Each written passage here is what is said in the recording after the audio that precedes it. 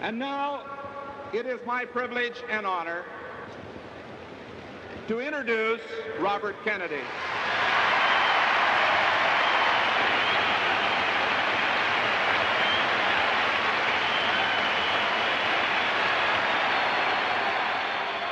On a hot August night in 1964, Robert F. Kennedy mounted the podium at the Democratic Convention in Atlantic City. It was first a rumble and then a roar, and pretty soon it just consumed the whole place, and they would not stop. They simply would not stop. I don't know, 15, 16, 17, 18 minutes, I don't remember how long it was. I only remember that I couldn't stop crying. It didn't surprise me that they would not let him speak, not let him, not let go of him. He was the representation of what they had lost. And if the delegates had a sense of loss, imagine what his feelings were. Every day, every hour, every minute, he felt the loss of his brother. 10 months before, President John Kennedy had been assassinated in Dallas. Bobby had given his life to his brother as confidant, protector, lightning rod. Now his brother was gone, and he was left to carry on alone. He was not really built for the spotlight. He was built for the wings. He had to fight against a basic shyness, a basic nervousness in public. Many times I would stand behind the stage and I would see his leg shaking during a speech or his hand shaking. He wasn't a natural. But that all had to change when his brother was assassinated. And I think change is the motif of his whole life and career. He really becomes something much larger than what he was when he began. He becomes stronger through suffering. The pandemonium went on for 22 long minutes. As the crowd grew quiet, he bared his grief, enshrining his brother in words from Romeo and Juliet. When I think of President Kennedy, I think of what Shakespeare said in Romeo and Juliet, when he shall die, take him and cut him out in little stars, and he shall make the face of heaven so fine that all the world will be in love with night and pay no worship to the garish sun.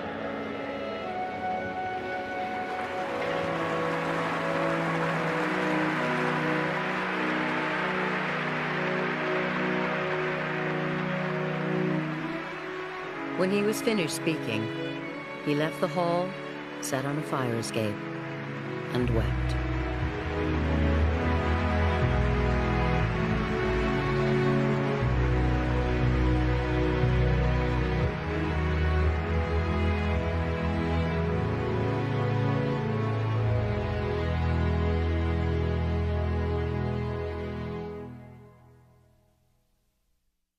In the spring of 1952, Massachusetts Congressman John Kennedy was keeping up a brave face while his campaign for the United States Senate unraveled into chaos. He desperately needed a tough, disciplined campaign manager. As he would for the rest of his life, he reached out to his kid brother. Bobby didn't want to do it. He already had a job, working as a lawyer in the Justice Department. But Robert F. Kennedy knew what his family expected. For the next 12 years, he would devote himself to Jack, putting his brother's ambitions before his own. That had been the great lesson of his childhood. As the third boy and the seventh of 9 children, Bobby Kennedy easily got lost.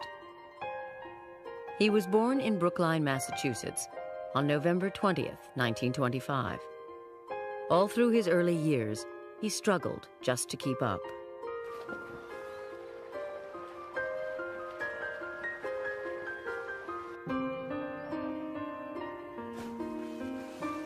Everything was a competition, within the family and without.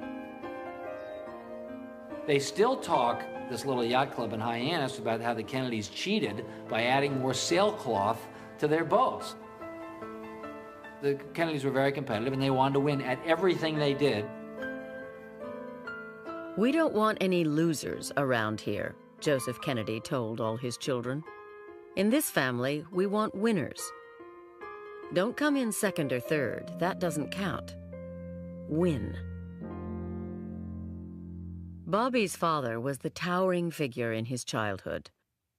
Joseph P. Kennedy had made millions with shrewd investments in the stock market, the movies, and some say, by bootlegging liquor. But he wanted more out of life than money. He wanted his two oldest sons, Joe Jr. and Jack, to win elected office. And even more, he wanted Joe Jr. to become president someday. This would give the family a kind of visibility, a kind of cachet, a kind of social status that Joe Kennedy was very hungry for. And the children imbibed this ambition. While Joe's attention was lavished on his two oldest boys, Bobby quietly took his place among the younger children, the girls. He was small, awkward, shy. His father described him as the family runt. He would set out to prove he was as tough as his brothers. When he was only 4, he dove off the family sailboat in a desperate attempt to prove he could swim ashore. As he was going under, Joe Jr. had to haul him out. It either showed a lot of guts, Jack said later, or no sense at all. And that's how Bobby got his father's attention, by being the tough guy. But beneath that toughness, there was always the softness and the sensitivity. He was a mama's boy. In fact, his grandmother worried that he was too much of a sissy, too much of a girly boy, because he clung to his mother's skirts. Rose Kennedy was a devout Catholic, and Bobby absorbed her religious intensity. He made his first communion when he was 7 and went on to become an altar boy and attend a school run by Benedictine monks. Bobby Kennedy grew up with a strong sense of right and wrong, good and evil. Like his brothers, he was toughened by the rigorous demands of his father, but he disguised as well a gentler nature. Bobby, a friend said, was truly in touch with his emotions. He was saved by being overlooked.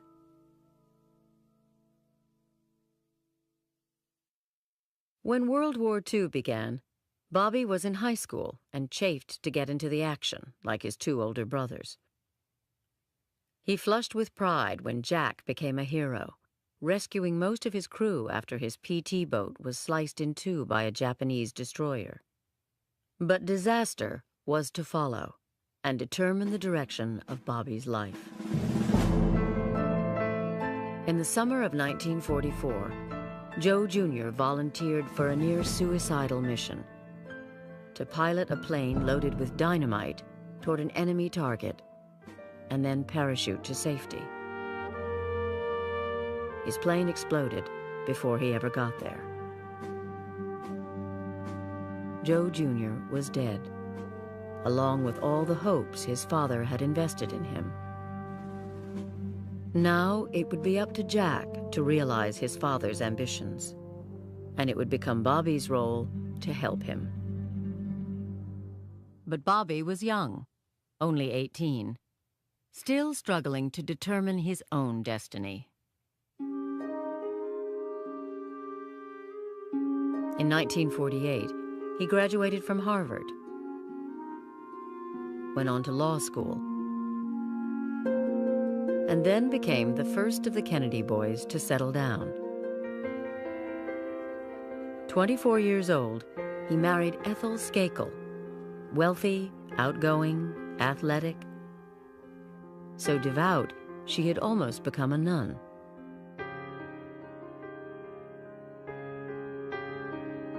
A year later, the first of his 11 children was born. When it came to those he loved, Bobby was tender, maternal. But he turned a hardened face to the world. He was particularly edgy and volatile, and I think unhappy when he was in his early 20s. He was an angry young man. I mean, he was always getting into fistfights. I mean, his temper was about that far from the surface.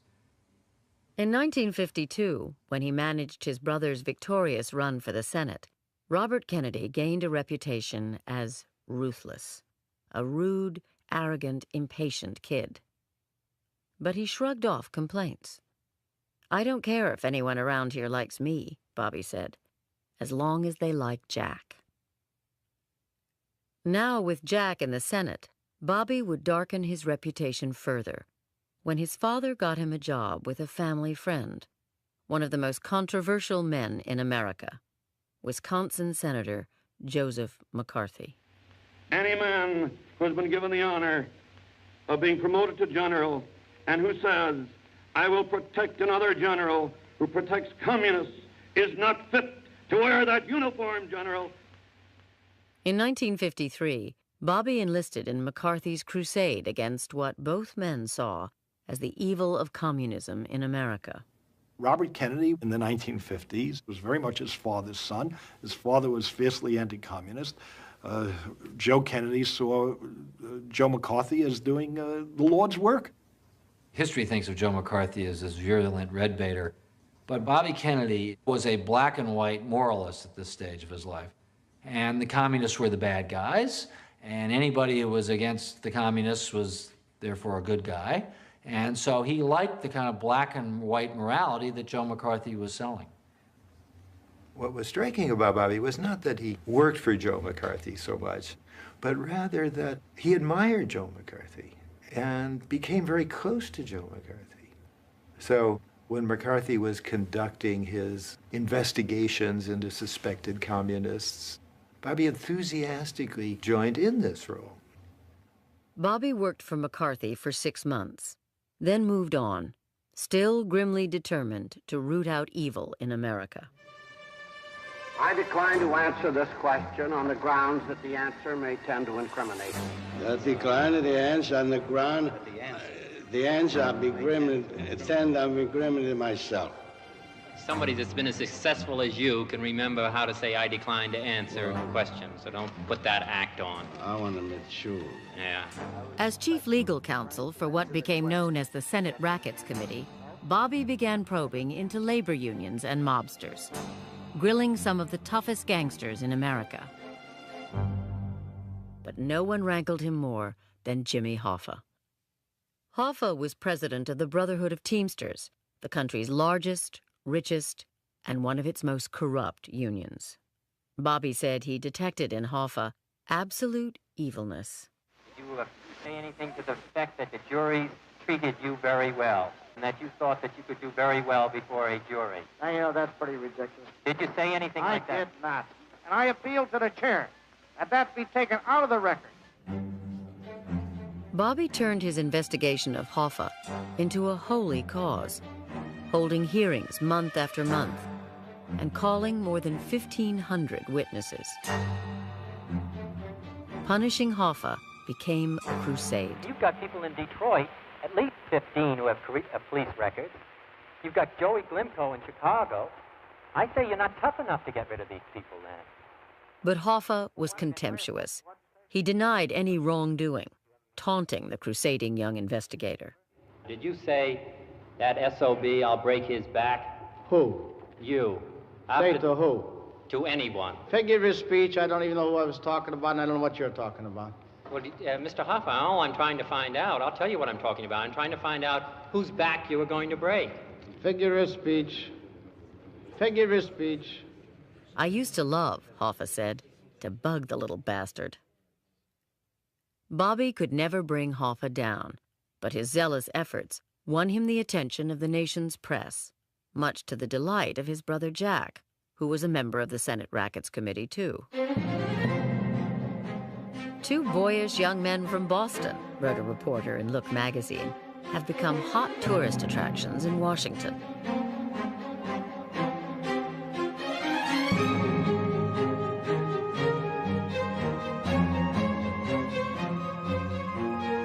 The Kennedys' fabulous wealth, their marriages, their glamour, all made them favorites of the picture magazines. I think he found himself during the Hoffa investigation, a friend said. For the first time in his life, Bobby was happy. But in September 1959, Bobby resigned from the Senate Rackets Committee where he had made his mark. His brother was running for president.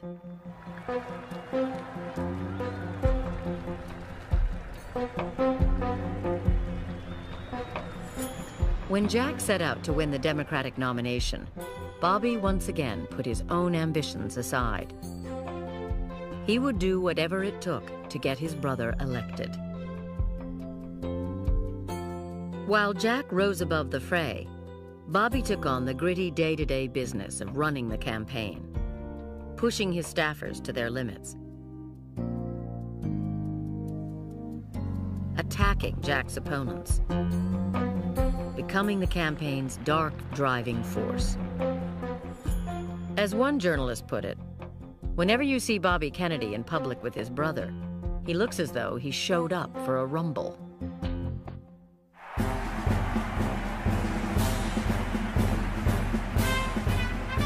By the time the Democrats met for their convention in Los Angeles, Kennedy seemed to have the nomination wrapped up. But Lyndon Johnson, the powerful Senate Majority Leader from Texas, set out to stop him. The person you select is your president. His judgment, the responsibilities he's shouldered, the weight he's carried, the burdens he knows, the decision he makes may well determine whether you live as free men. LBJ was one of America's smartest political operators. But Bobby outmaneuvered him, skillfully working the convention floor, making sure that LBJ didn't get the votes. Mr. Chairman, Wyoming's vote will make majority for Senator Kennedy. John Kennedy was nominated overwhelmingly on the first ballot. Now, all that was left was the choice for vice president. When he chose Lyndon Johnson, he set into motion a sequence of events that left Bobby and LBJ smoldering with resentments that would never go away. From the very first, LBJ and Bobby detested each other. It was, as Johnson politely described it, a matter of chemistry. It was just oil and water. Bobby was very moralistic. Integrity meant everything to him. And LBJ was a politician. Robert Kennedy spoke the word politician as if it were an obscenity. He hated the backslapping, log rolling, all of the horse trading of politics, the sort of thing that Lyndon Johnson absolutely loved. Bobby dislikes Johnson intensely, but Jack Kennedy is calling the shots.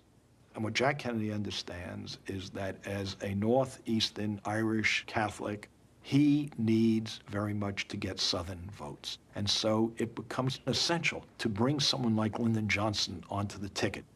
But once they let out the word that they're going to make Lyndon Johnson the vice presidential nominee, Labor and liberals in the party throw a fit. Bobby is charged by his brother with the responsibility of talking Johnson off the ticket. Bobby confronted Johnson in his hotel room and told him flatly that JFK no longer wanted him to be the vice presidential nominee. LBJ didn't believe him. Insulted, he refused to quit. Johnson wants to be vice president. He's not going to back down. He's not going to give up. And he thinks that Bobby is operating without Jack's approval. Bobby's been out of touch, Jack leaked to a reporter. He doesn't know what's happening.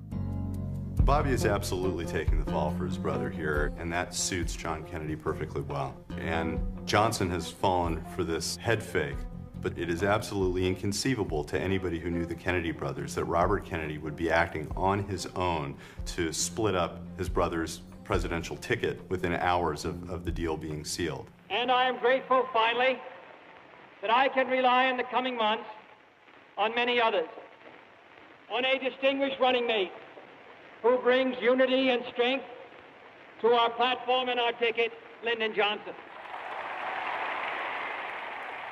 Lyndon Johnson will never forgive Robert Kennedy for this. The manner of the selection of Lyndon Johnson as vice president severed the relationship between the two of them permanently, and there would be no turning back. For the rest of his life, Johnson will say that John Kennedy offered me the vice presidency, and in the dark of night, Bobby Kennedy came downstairs to try to take it away from me. The election of 1960 was too close to call. JFK won by only 120,000 votes. As one Kennedy aide described it, a gnat's eyebrow.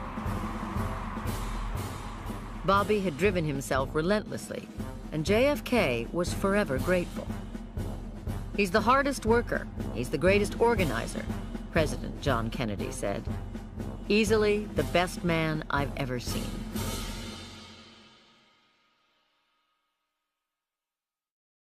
As JFK prepared to assume the reins of power, he wanted Bobby by his side and appointed his 35-year-old brother Attorney General. It was a controversial appointment. He had never been a lawyer in a courtroom. And it was nepotism. I mean, he was the brother of the president. His experience was zero. He'd been a lawyer for Senate committees, a zealot with no understanding of the terrible responsibilities of an attorney general. I was appalled. I thought it was a simply awful idea.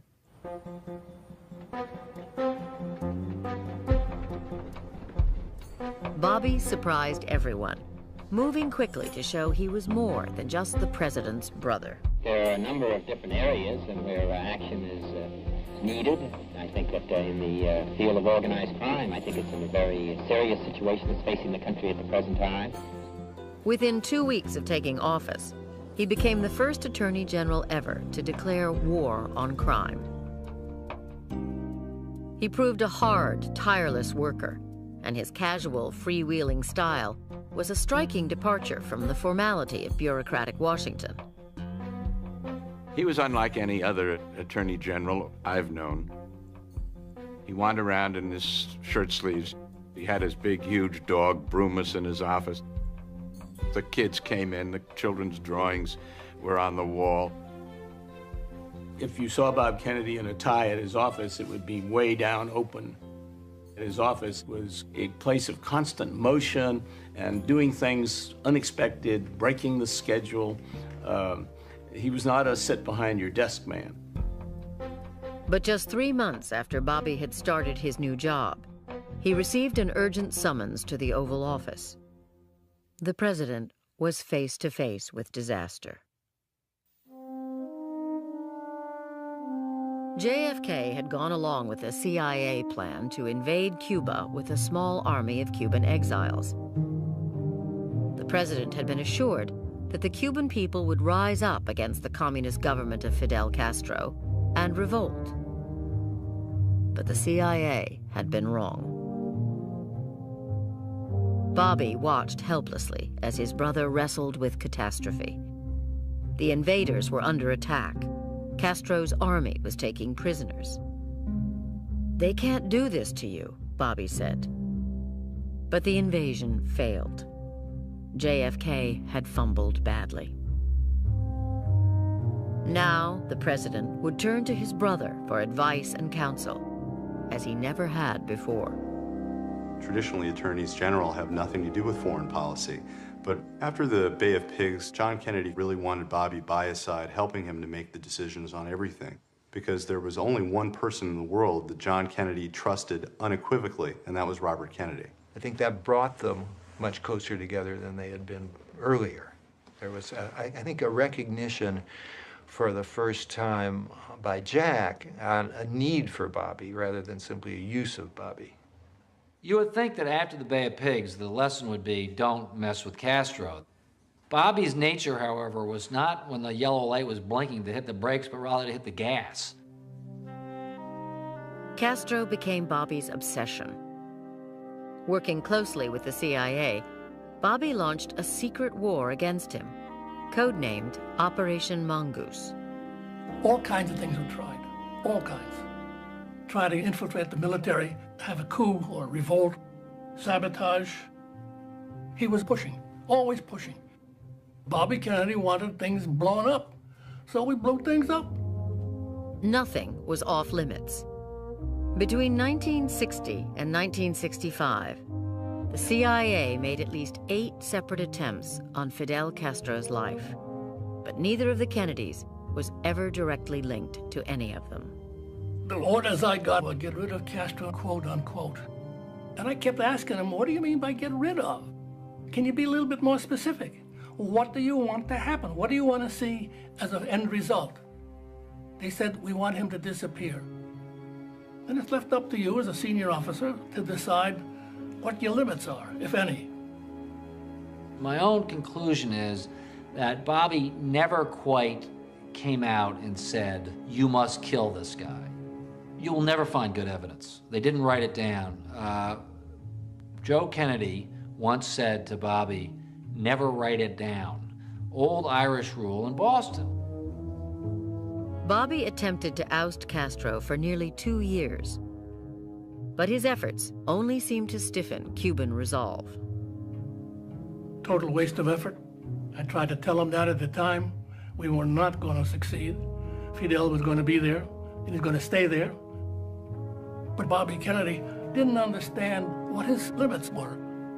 No matter what we told him, no matter what we tried to do, no matter how many people we put on the job, he was always screaming for more.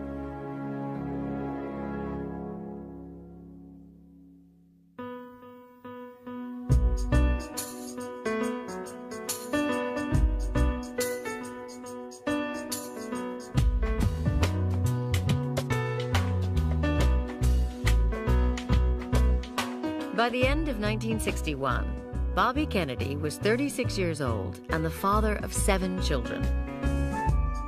After a long day at the Justice Department, he returned home to a Civil War mansion just outside of Washington called Hickory Hill.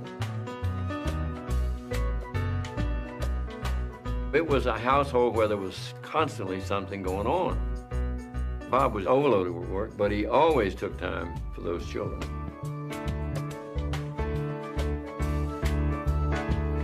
There was a lot of physical affection. Saturday or Sunday, all the children would pile into my parents' beds and tickle each other, and it was called a tickle tumble. Well, of course, there were plenty of dogs, plenty of horses. My brother Bobby collected, reptiles. We had a coatimundi, hawks, falcons. It was a menagerie.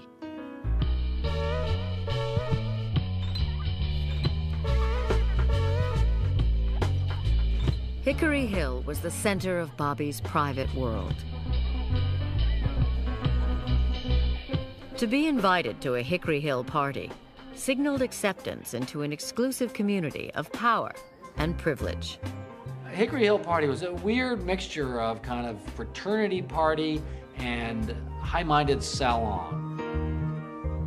And it was kind of a fun mix of both, because they did talk about serious issues. They had Hickory Hill seminars where they would bring in famous people to lecture about child development or juvenile crime or the future of the Cold War. At the same time, they're goofing around and they're playing charades. It was an odd mixture of high sophistication and childish hijinks. There was a childlike quality to Bobby Kennedy. Bobby was always asking what flavor ice cream you like, and his favorite was chocolate. There were always plenty of games, including Bobby's favorite, touch football. I really didn't like to play the Kennedy brand of touch football. The rules were crazy. They made up the rules as they went along, or they had their own rules. I played a couple of times, but I'd usually try to find something to do. You know, somebody had to make a phone call, or have to go to the bathroom. They were so competitive with each other, it was no real fun to play.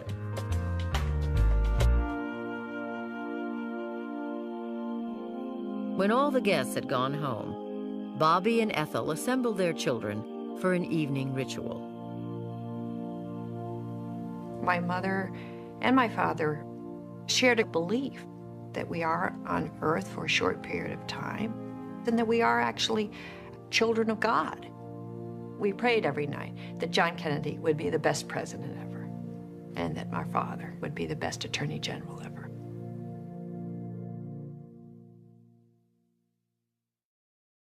The Kennedy brothers were now a team.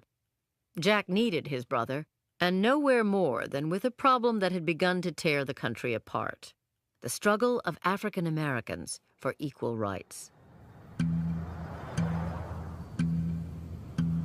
In the spring of 1961, a group called the Freedom Riders set out to integrate bus stations across the South.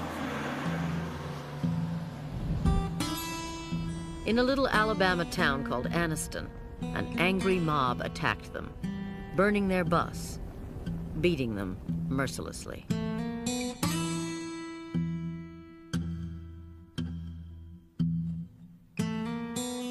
The Freedom Ride was very dangerous. Just our very being, our very presence was very, very dangerous. During those days, it was impossible for a person of color to get on a bus in the South without being forced to go to the back of the bus or go to a waiting room marked colored waiting, or use restroom facility marked colored men, colored women. We wanted to bring down those signs. The Freedom Riders were acting on their constitutional rights. Federal statute outlawed segregation in bus terminals used in interstate transportation. And as Attorney General, Robert Kennedy was obligated to enforce the law. I didn't know a great deal about Robert Kennedy. I knew he was a brother of the President of the United States. I knew he was the Attorney General. I wanted him to intervene. But Bobby was reluctant. The rage and resistance from white Southerners had taken him by surprise. "Before I became Attorney General," he admitted, "I won't say I lay awake at night worrying about civil rights."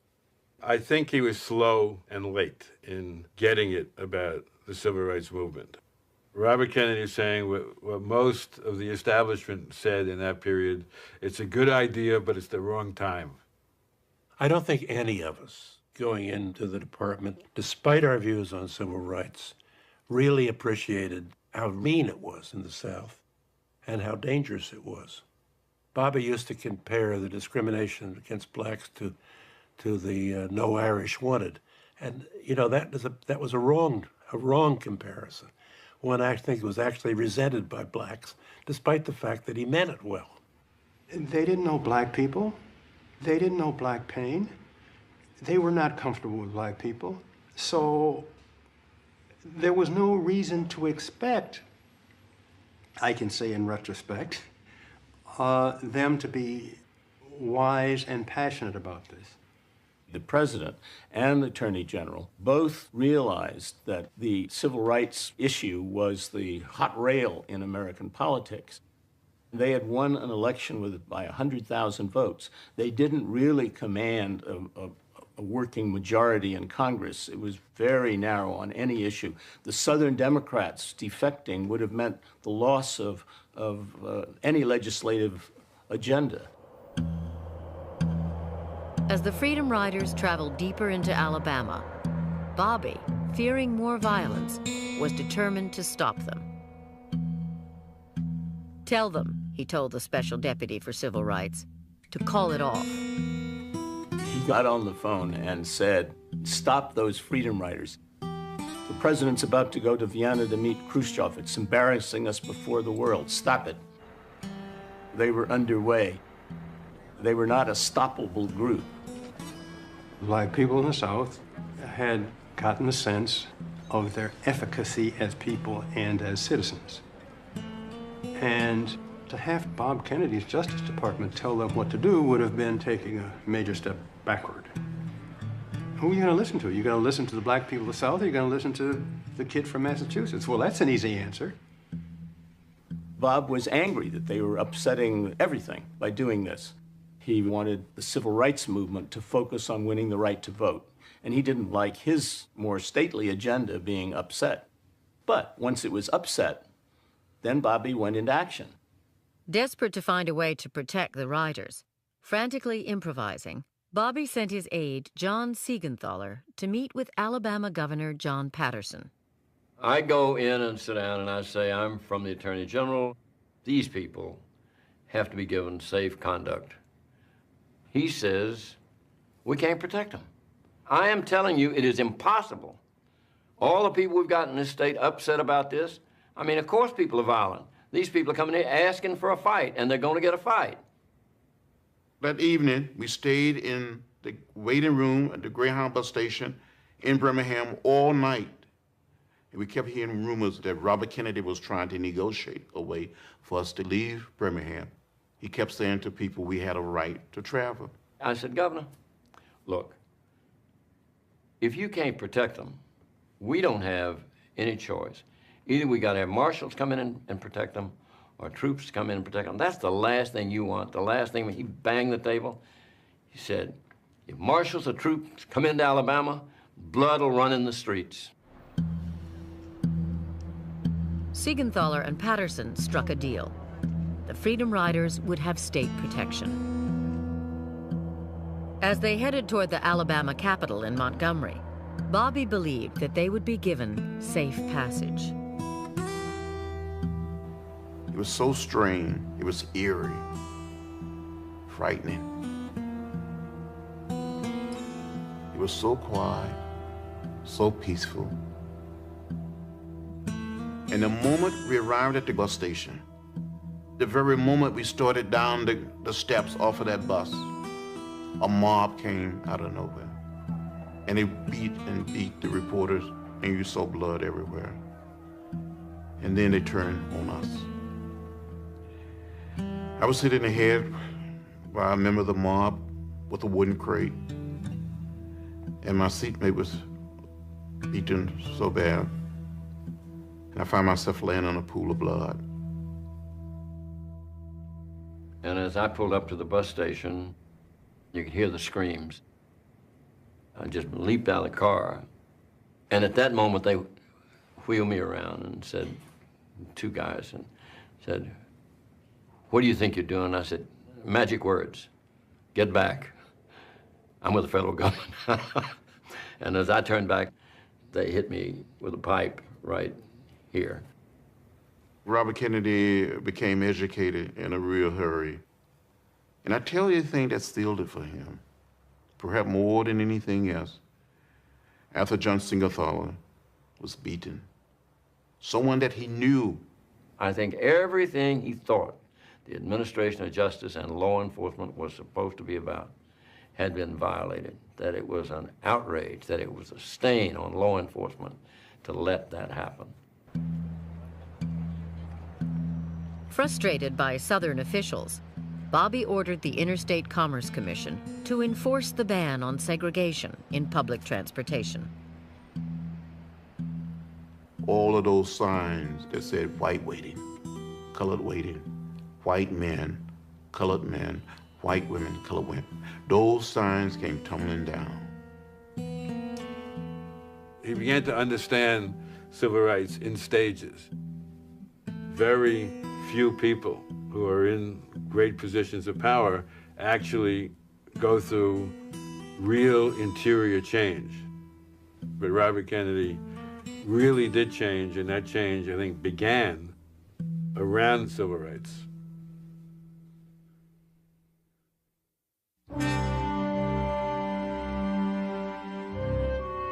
While civil rights protests and demonstrations continued, the Kennedy administration was faced with yet another crisis.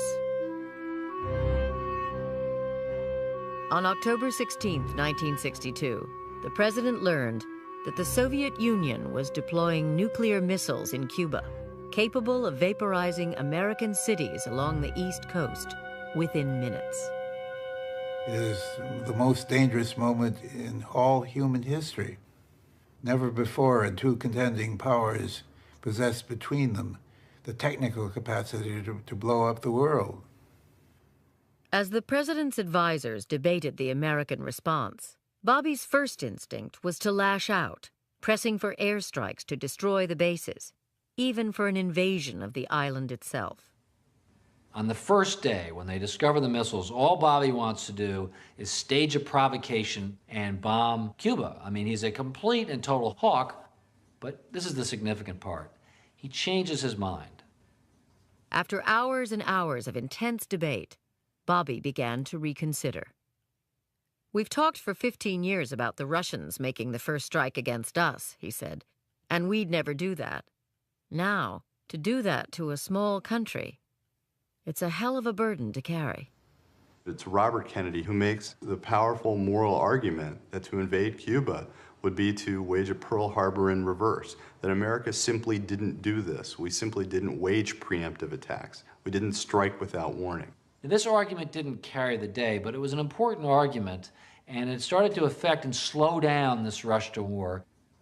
"I was very much surprised by Bobby's performance," Undersecretary of State George Ball said.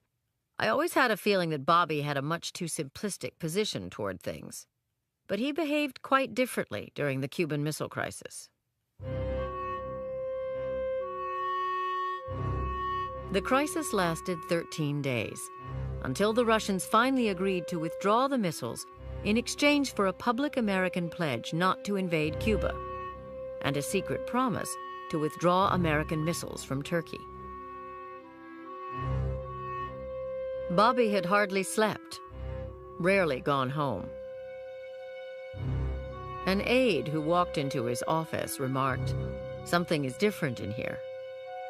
Bobby replied, "I'm older."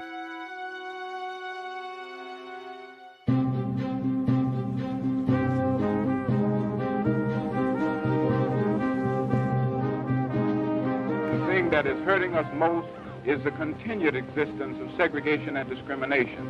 And we think we are rendering a great service to our nation. For this is not a struggle for ourselves alone. It is a struggle to save the soul of America. While the Kennedys were confronting the Soviet Union, the civil rights movement had not gone away. Bobby was determined to help, but on his own terms. He was growing increasingly exasperated with the man who was emerging as the movement's most conspicuous and inspiring leader, Martin Luther King. Tension between King and Bob Kennedy was inevitable. Here was an uncontrollable force, a moral force, a person who was as much his own man as Robert Kennedy was. Bob liked to, control his agenda, and King's business was to, overthrow people's agendas. King, I think, worried about Bobby. He worried that he wasn't morally committed enough. He didn't sense the passion in Bobby. On the other hand, he had great hope that Bobby's readiness to use power would be turned to civil rights. He had hope, but he worried. On May 3rd, 1963, King sent nonviolent protesters into the streets of Birmingham to boycott the city's segregated businesses. As the Birmingham police used high-pressure hoses to disperse them, Bobby watched it all on television. Many of the protesters were children.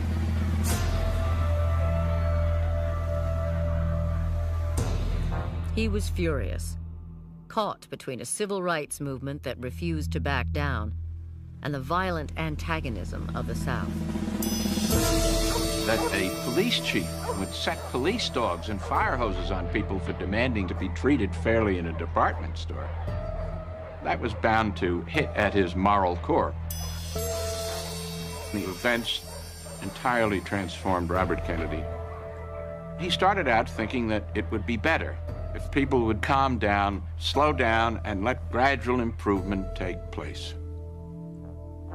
Bobby learned that you couldn't wait, and that black people were entitled to the most elementary rights now. That summer, Bobby urged his brother to put a civil rights bill before Congress that would put an end to segregation in public accommodations.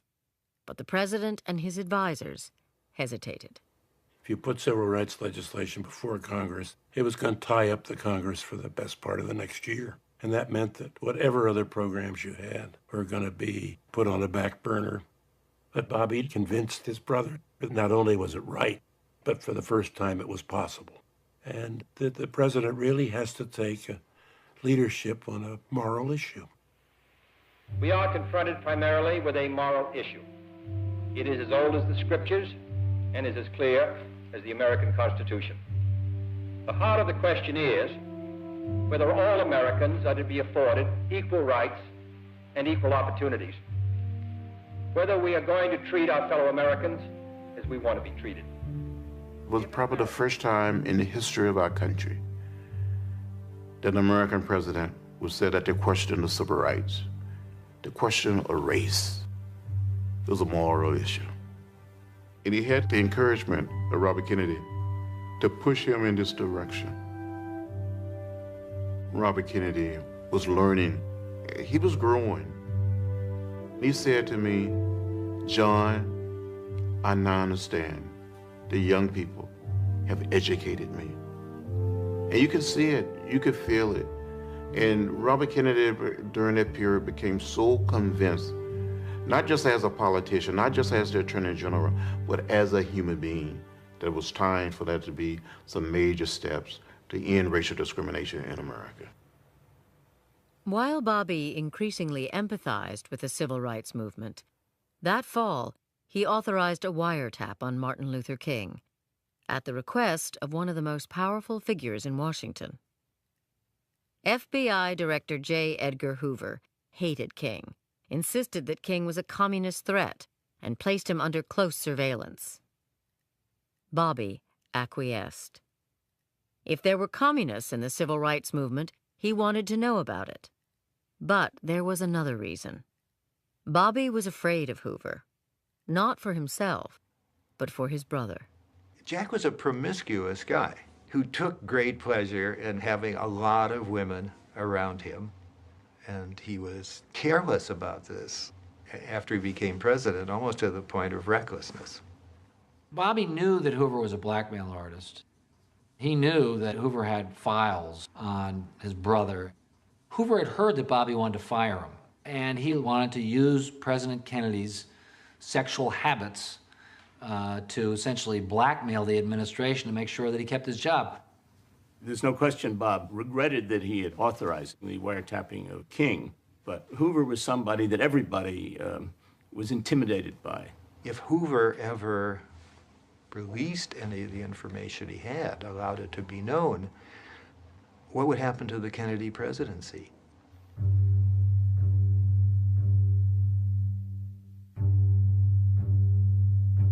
On November 20th, 1963, Bobby celebrated his 38th birthday at a party at Hickory Hill.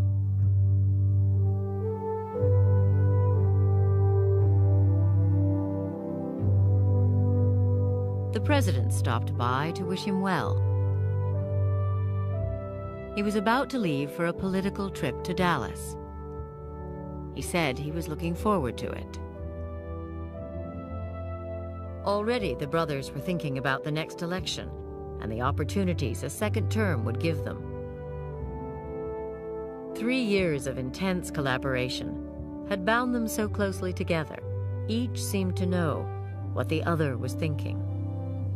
No sooner did one of them begin a sentence than the other knew what he was saying. They understood each other so well that they talked in a kind of shorthand. Well, everybody was having a good time. It was a birthday party, and the president stopped by. The motorcade came up, and he came in and shook hands, and it didn't stay very long, as I remember. Then he was off to Dallas, I guess, the next day. Bobby would never see his brother again. On the afternoon of November 22nd, 1963, Robert Kennedy received a phone call from J. Edgar Hoover. "I have news for you," Hoover said. "The president's been shot." 30 minutes later, the phone rang again. Bobby's brother was dead.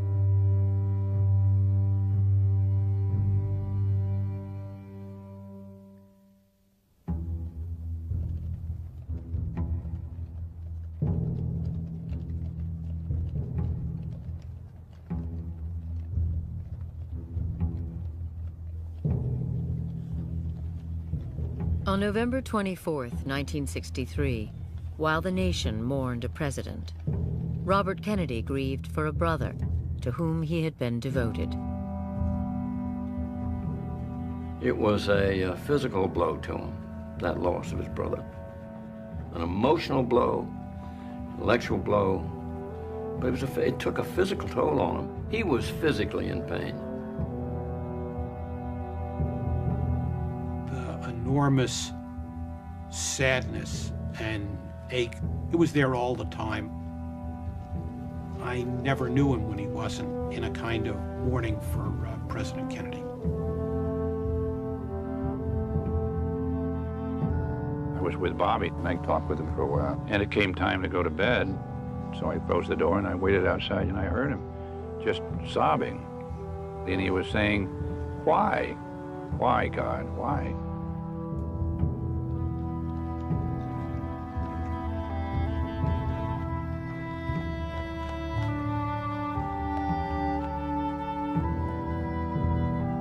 I think that Bobby found himself bereft, alone, and the inheritor of not only a family ambition, but a national myth.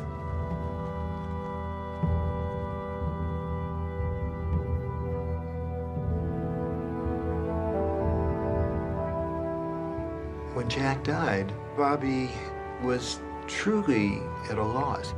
He was deprived not only of a brother he loved, but in a sense of his own identity.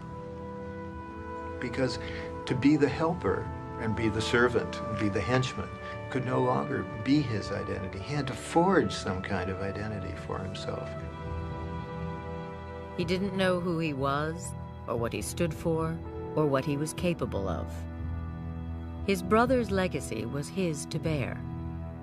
Now, he would have to struggle to create a legacy of his own.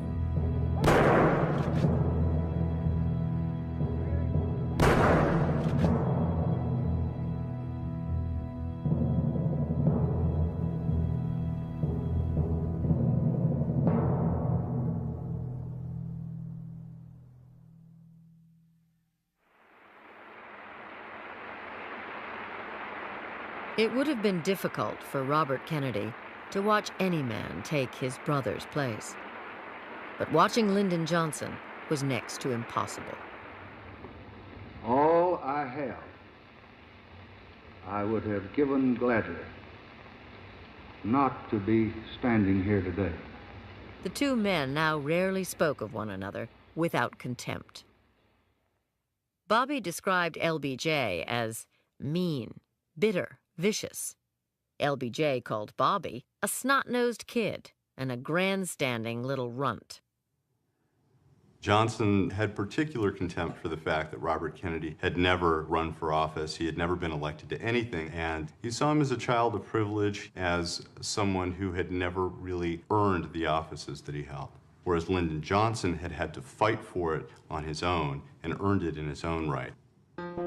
LBJ moved quickly to assume the mantle of the fallen president. He convinced a reluctant Robert Kennedy, along with the rest of John Kennedy's cabinet, to stay on. Then swiftly began to push JFK's sputtering legislative program through Congress. My fellow Americans, I am about to sign into law the Civil Rights Act of 1964. The Kennedy legislative program was sitting on the Hill and not doing much of anything by the time of John Kennedy's assassination. Lyndon Johnson picks it up, infuses it with energy, gives it new meaning and new strength, and drives it through the Congress like only Lyndon Johnson can. This administration today, here and now, declares unconditional war on poverty in America. One might expect Robert Kennedy to be pleased about the success of the Kennedy agenda. But it was hard to be pleased with what LBJ was doing when it was LBJ doing it and not his brother. He thinks of Johnson as a usurper, he thinks of Johnson as illegitimate, and it's painful for him to watch Johnson take these pieces of his brother's legacy and take ownership of his brother's legacy. It no longer belongs to his brother, it no longer belongs to him. It belongs to Lyndon Johnson. While LBJ dominated the nation's politics, Bobby remained inconsolable. He was a haunted man, forever dwelling on his loss, as if cultivating the pain helped keep his brother's memory alive. He took to wearing his brother's old jacket, although he often forgot it somewhere, as if the jacket was at once a connection to his brother and a kind of burden he desperately wanted to leave behind. Pain was etched on his face. He told me he couldn't sleep. He'd lost weight. He asked me how he looked. I said, "You look like hell." And he did. He'd become, as in the Robert Frost poem that his brother also often loved to quote, acquainted with the night. He and the president's widow often visited John Kennedy's grave, their shared sorrow drawing them closer together. When his faith in the Catholic Church could not alone sustain him, it was Jacqueline Kennedy who suggested he read the tragic dramas of the ancient Greeks. In agony, learn wisdom, he read in Aeschylus. Injustice is the nature of things. Grief humanized him. I think it took him away from a life dedicated to power and will and ambition toward a deeper identification with people who suffered. Slowly, Bobby emerged from his despair, reconnecting to the everyday world through politics and his need to carry forth the legacy of his brother. Over the past few weeks, many leading members of the Democratic and the Liberal parties here in the state of New York have talked to me about being a candidate for the United States Senate. On August 22, 1964, still wearing the black tie he had worn since his brother's death, Robert Kennedy announced that for the first time, he would run for political office. I shall resign from the cabinet to campaign for election. I shall devote all of my effort and all whatever talents that I possess to the state of New York. This I pledge. It is the biggest transition of his life to go from the shadows to the stage. And he had a fear, what if I lose? What if I let my brother down? What if I let my family down? What if I've made the wrong decision? What if I'm not ready to run for the Senate? He was still a wounded animal, half a zombie. He wasn't ready to face the voters. The former Attorney General of the United States and candidate for the United States Senate from New York, Robert F. Kennedy. He was still hurting and suffering. Although voters turned out in large numbers, Bobby found it hard to accept their enthusiasm. They're cheering him, he said. They're for him. He didn't want to trade on being his brother's brother. He didn't think that was right. At the same time, he didn't really have a series of things that I, Robert Kennedy, will do as the senator from the state of New York. What about this tour of the Fulton Fish Market? What are your impressions? Well, they have a lot of fish, and and it just didn't work very well. I am very pleased and happy to have the opportunity to speak with all of you this morning He quickly fell behind in the polls. He was struggling to define himself and what he stood for. I join Senator Bob Brownstein and Congressman Multa. He has spoken for his brother, on behalf of his brother, for most of his political life. Suddenly he's a figure in his own right, but he can really only see himself as fulfilling his brother's legacy, doing what his brother would do if only his brother were still with us. I think we started something 3.5 years ago. I think it was started January 1961, and I think this election is what we're going to keep it going. He quoted his brother almost obsessively. He had a lot of the hand gestures of his brother. And it was easy to believe for a minute, and you didn't have to close your eyes to do it, that John Kennedy was still with us. And if we want to continue that effort, then we have to elect a Democratic administration. Bobby was at war with himself, his need to emulate his brother, battling with his desire to find his own voice. I think that this election's important, because I think that there's a lot that needs to be done. It's an intolerable situation, and it has to be changed. If I'm elected to the United States Senate, I intend to fight for that. Despite the cheering crowds, as the campaign wound down, the election remained too close to call. Much to Kennedy's chagrin, there was only one man who could help him. The United States needs a young, dynamic, compassionate, fighting liberal representing New York in the United States Senate, Bob Kennedy. It had to stick in RFK's craw to have to accept anything from Lyndon Johnson. Bobby had trouble hiding his distaste, but he was a pragmatist. LBJ may have hated Bobby, but he wanted a Democrat in the Senate. When all the votes were counted, LBJ had helped put Bobby over the top. For all of us who are elected on this day, all of us now have a responsibility. Our job has just begun. But even victory could not relieve his melancholy. If my brother was alive, Bobby told a friend, I wouldn't be here. I'd rather have it that way. That night, Bobby called LBJ to thank him for his help.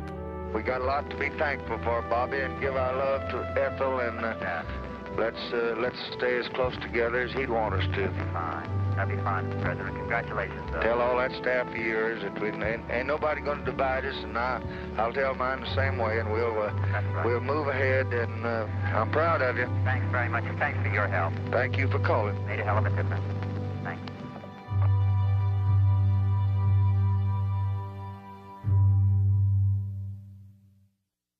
Bobby Kennedy was never cut out to be a senator. He was used to making things happen, and the Senate's glacial pace irritated him. He was the second most powerful man in the most powerful country in the world, and now he's a junior senator. He can't even get a seat on the Foreign Relations Committee. He used to run covert actions, and now he can't even go to the hearings.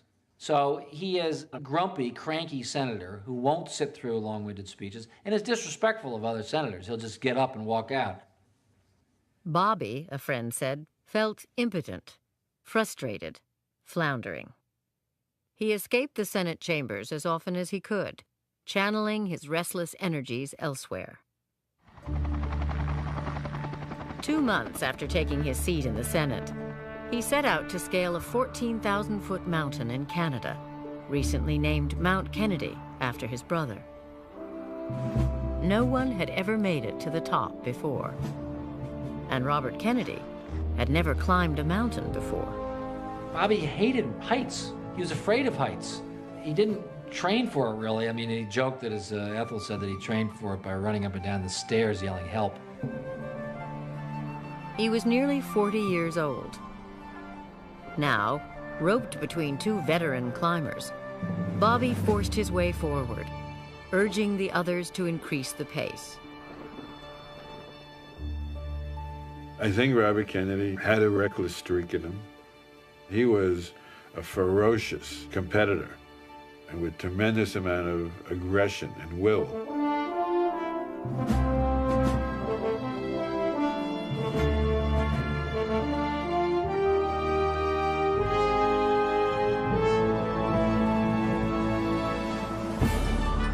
After 2 days of climbing, nearing the top, Bobby moved ahead and reached the summit alone.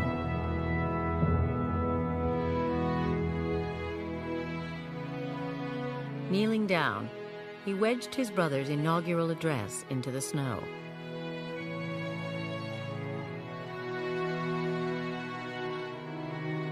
For a moment, he stared off into the distance. "I didn't really enjoy any part of it," he said later. It was a daring exploit and a media sensation that would have delighted any politician. But American politics were about to take a darker turn. Bombs had begun to fall on a small, impoverished country in Southeast Asia.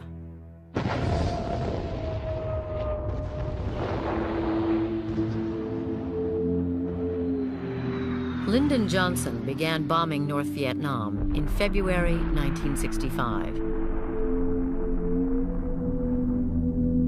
He had inherited the war from Bobby's brother. Now, he was escalating it.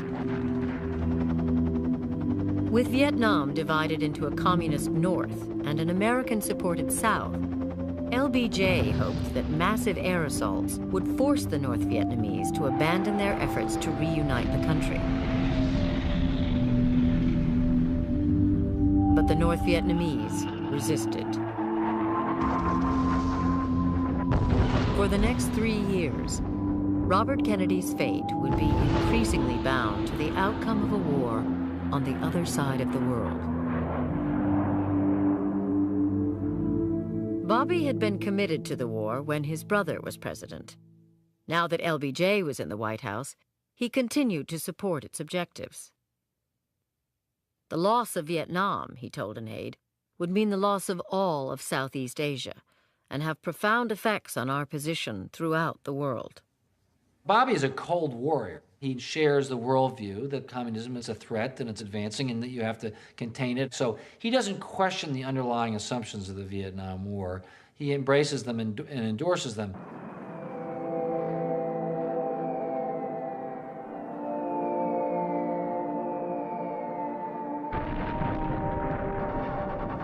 But Robert Kennedy is deeply uneasy about Johnson's escalation of the war, really from the very beginning. He speaks to Johnson privately on the telephone, conversations that were recorded. I have not been involved intimately with the Southeast Asia or Vietnam, but I would think that that war will never be won militarily, but where it's going to be won really is a political war. Military action obviously will have to be taken, but unless the political action is taken concurrently, in my judgment, I just don't think it can be successful.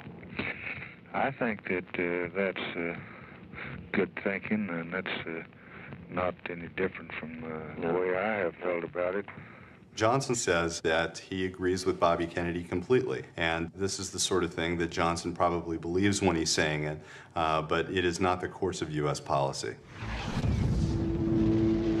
All through the spring of 1965, Johnson continued to up the ante. He had already sent 75,000 American soldiers to Vietnam. That July, he sent 50,000 more. As the war drifted out of control, Bobby began to tentatively air his doubts in public. May I ask you the direct question, do you support fully his present policy on Vietnam? Well, I basically support the policy, Mr. Spivak. I have some reservations about whether we're doing enough in the economic and the political field, and I also have felt for some period of time that a major effort had to be undertaken in the diplomatic field. Robert Kennedy believes that America needs to bring Ho Chi Minh to the table to negotiate. Johnson, meanwhile, is taking the opposite course, which is to escalate, to try to bomb Ho into submission. For the rest of 1966, Bobby said little about the war. Instead, he turned his attention to problems at home. He would begin to speak out on behalf of the dispossessed, and as he reached out to them, he would transform his sense of himself.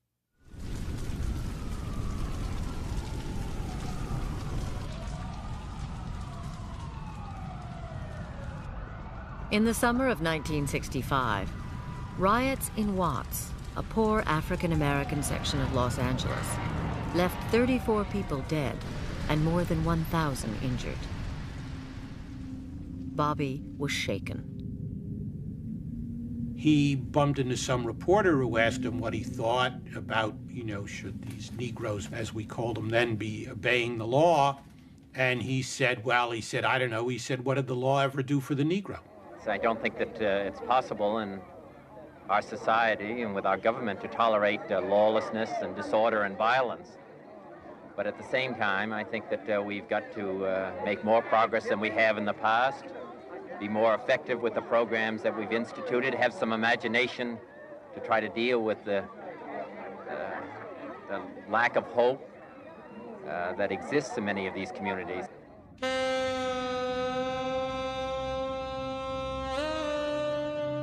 In a neighborhood in Brooklyn called Bedford-Stuyvesant, Bobby Kennedy meant to show the nation what could be done about poverty.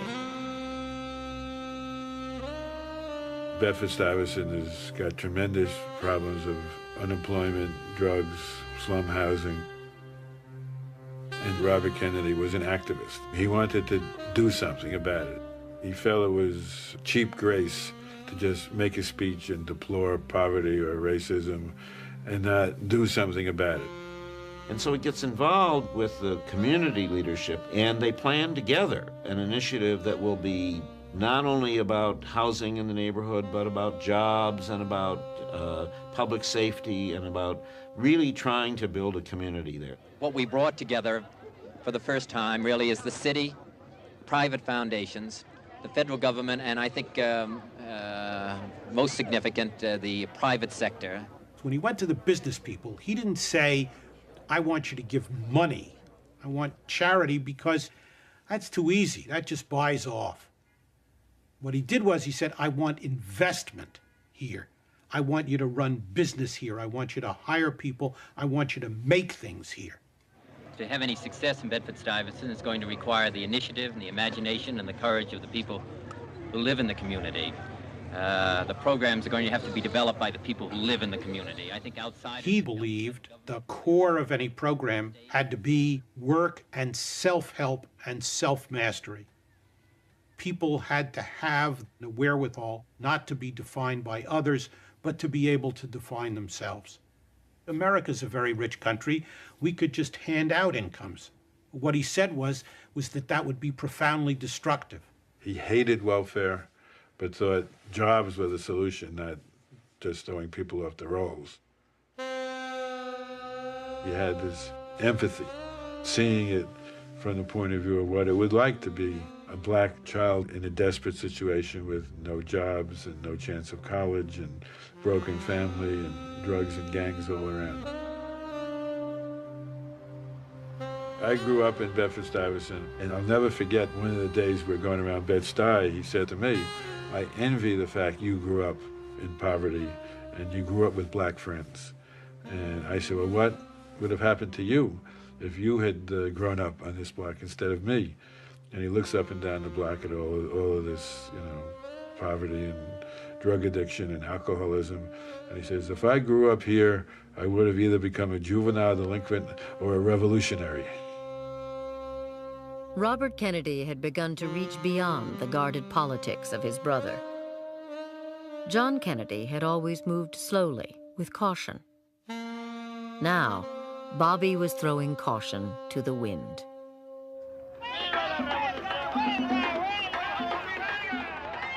In March 1966, Kennedy flew to California, where his Senate subcommittee was investigating the causes of a strike by migrant grape pickers.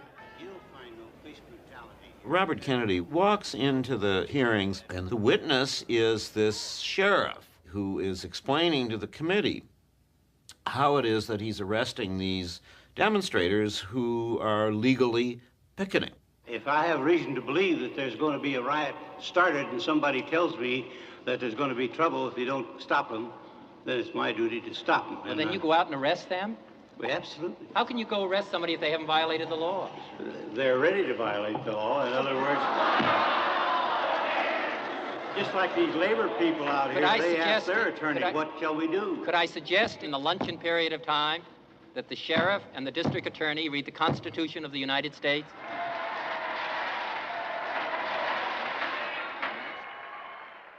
Bobby declared his support for the grape strike, even joined a picket line.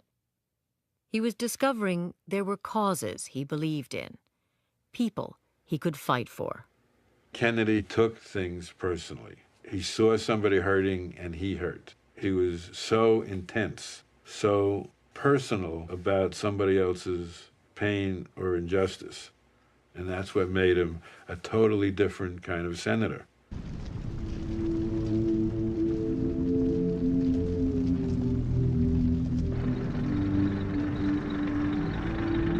By the beginning of 1967, almost 400,000 Americans were fighting in Vietnam.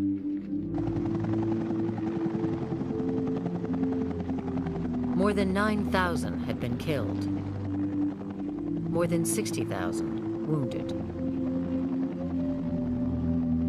As the carnage continued, senators and congressmen from Lyndon Johnson's own party began to speak out against the war. But Bobby Kennedy still hesitated. It took Kennedy a long time to decide he was going to oppose the Vietnam War. It was an agonizing process of indecision. He values courage above all other human qualities, and he realizes he's not displaying courage. He's not displaying leadership. But he was conflicted.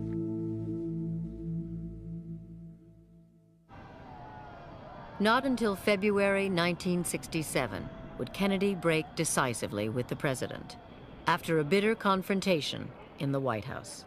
Robert Kennedy takes a trip to Europe in January of 1967, and he comes back to find that there's a report in Newsweek that he has received an important peace feeler, as it was called, from the Vietnamese, that they are trying to send a plan for peace through him.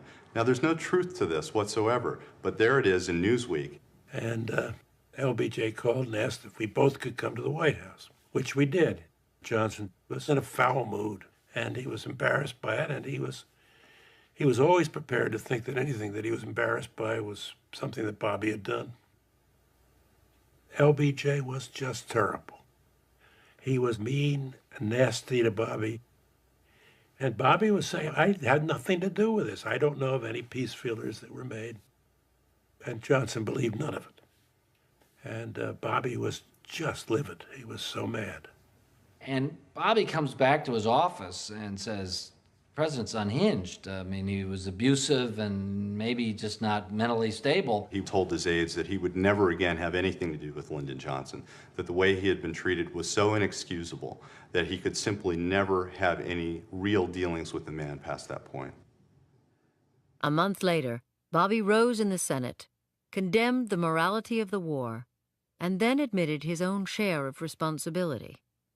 I can testify, he said, that if fault is to be found, there is enough to go around for all, including myself. He is the first politician of either party to take responsibility for what's happening in Vietnam. The first politician to accept blame, which gives a moral strength to the argument that he's making. Do we have the right here in the United States to say that we're going to kill tens of thousands, make millions of people as we have, millions of people refugees, kill women and children as we have? I very seriously question whether we have that right. Now we're saying we're going to fight there so that we don't have to fight in Thailand, so that we don't have to fight on the west coast of the United States, so that they won't move across the Rockies. But do we, our whole moral position, it seems to me, changes tremendously. Robert Kennedy in 1967 has come to question the basic assumptions of the war. He has begun to question whether we really do need to make a stand in Vietnam to protect that region from communism. He's come to question whether our national security interest in Vietnam is outweighed by the incredible human suffering that we're inflicting by waging war in this country. He's questioning the moral legitimacy of this war, which is something that he hasn't done to this point. He's confronted by new issues, and he grows in order to be able to face these challenges. He really learns from experience, and he really becomes something much larger than what he was when he began. he becomes more and more thoughtful, more and more philosophical, more and more ready to accept that he does not have a monopoly on wisdom. That maybe this war in Vietnam was a fundamental mistake, and that maybe his brother would have gotten out. Most people acquire certainties as they grow older. Bobby Kennedy discarded certainties. He grew. He started as this zealot, and he ended up as this man very sympathetic to those who were the despised and rejected of life. Robert Kennedy was now reaching out to Americans everywhere who had been left behind.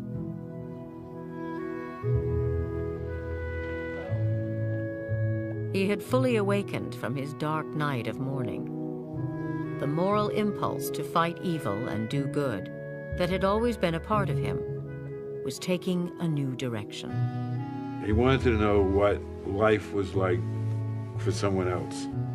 He would ask, what do you feel? What do you think? He wanted to be inside the eyes of America's casualties. He wanted to see the world the way they saw it.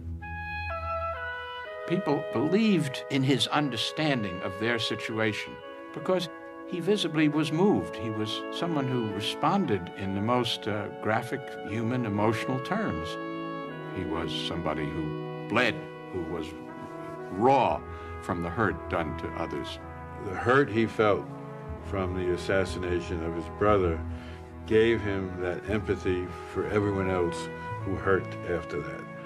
I think he did begin to change incrementally while he was Attorney General before his brother was killed, but I think that all grew dramatically after his brother's murder, because then he identified with every other victim, anyone who was a casualty in life, he began to feel was his brother.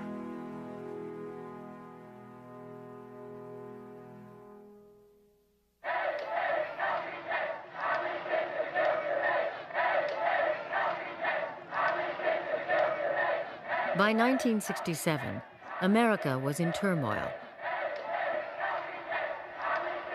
Protesters against the war in Vietnam marched on Washington and bitterly attacked the president. With the election just 1 year away, they were desperate for someone to challenge him. Bobby Kennedy was besieged from all sides by people urging him to take on Johnson. But he hesitated, profoundly conflicted. "If I run," Bobby said, "I will go a long way toward proving everything that everybody who doesn't like me has said about me. That I've never accepted Lyndon Johnson as president. That I'm just a selfish, ambitious little SOB. I can't wait to get his hands on the White House." He is absolutely tormented by this decision he has to make, either to support Johnson or to run for president. I said to him, don't run. I said to him, you're not going to unseat Lyndon Johnson. He despises you. There's no way he's going to step aside if you get in. He'd love to take you to the convention and beat you. But he was caught in an emotional trap. It was as if inexorable forces were pushing him in the direction of running. And everything he was about in life was suddenly on the line. He was tortured about it. I remember talking to him, and he suddenly, this gusher came out about his feelings about Johnson, and he said, I know he's president today because my brother nominated him for vice president. I know my brother is implicated in the beginning of the Vietnam War. For me to run against Johnson, I have to run against President Kennedy's judgment. And that was agonizing for Robert Kennedy, because in a way it would have meant running against the person he loved most in the world, his brother. Isn't it true, people who believe that you are the real alternative to President Johnson are going to bring pressure upon you and increase their activities in your behalf? I don't anticipate that that will occur, but I'm going to continue as I said, and I'm not a candidate for the Democratic nomination. Senator, You know, no matter what I do, I'm in difficulty. Well, I wasn't trying to get you to say you were a candidate. I know I was you saying, weren't. But isn't that you say, well, isn't that what is going to happen? I suppose now all kinds of things can happen. I don't know what I can do to prevent that, or what I should do that is any different other than to try to get off the earth in some way. Well, Senator, nobody wants you to get off the earth, obviously. Oh, don't. Nobody's trying to put you on a spot, really. No. Everyone appreciates the difficulty of your position.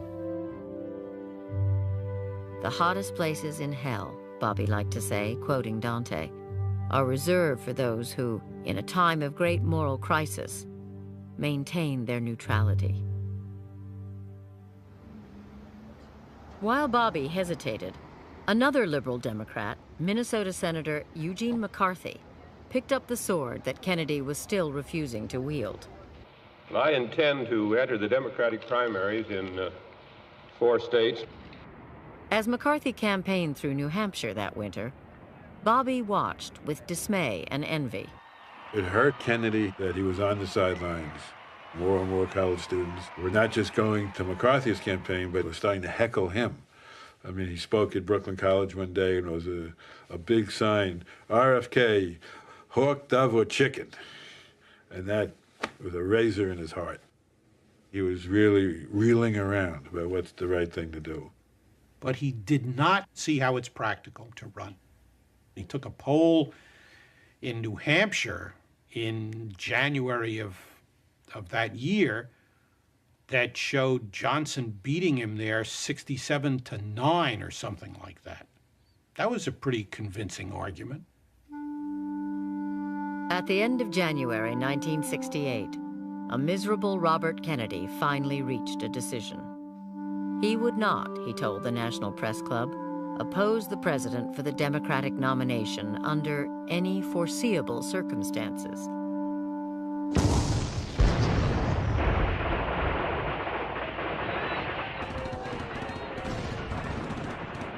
That very same day, Vietnamese communists launched a series of attacks that made him bitterly regret his decision. 232 GIs killed and 900 wounded. Is just over 2 days, the past 2 days, 2 of the worst we have known in Vietnam.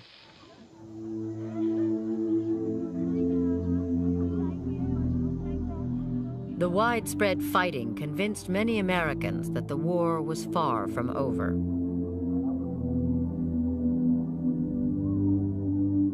Frustrated with the seemingly endless fighting, more and more turned away from Johnson to Eugene McCarthy. The big surprise in the first primary of Campaign 68 has been the strength of Senator Eugene McCarthy. The volume with which New Hampshire's voters today endorsed his effort signals trouble for President Johnson's as yet undeclared re-election bid. The president and his advisors are most concerned about what tonight's returns mean in terms of Bobby Kennedy. Will Gene McCarthy's showing be enough to tempt Kennedy into an open race for the Democratic nomination? We just don't know what Bobby will do, one of the president's closest friends said tonight, adding, and until we do know, we'll be wary. As I say, maybe I'll have something further to say after I see the rest of the figures. Would you Thank accept a draft, Senator? I don't think anybody suggested that. Well, I'm suggesting it now. Would you accept it? I don't think that's a practical matter. Would you refuse it?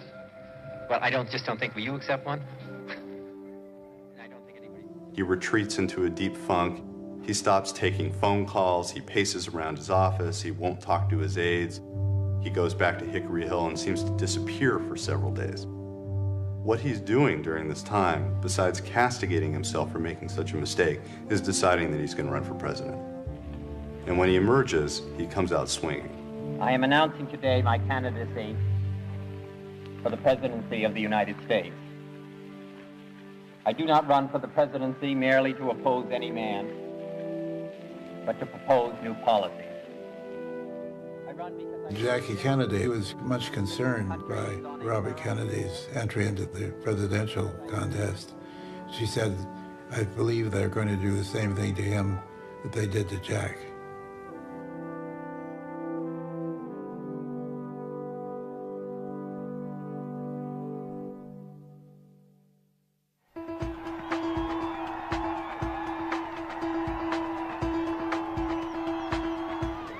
Kennedy's campaign in the state primaries was part politics, part crusade, part circus.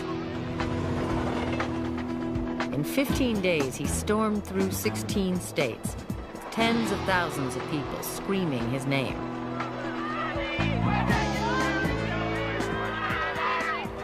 My father was mobbed wherever he went. People were trying to touch him, trying to feel him, taking off his cufflinks, taking off his ties. I'd like to announce that somebody's taking off my shoe as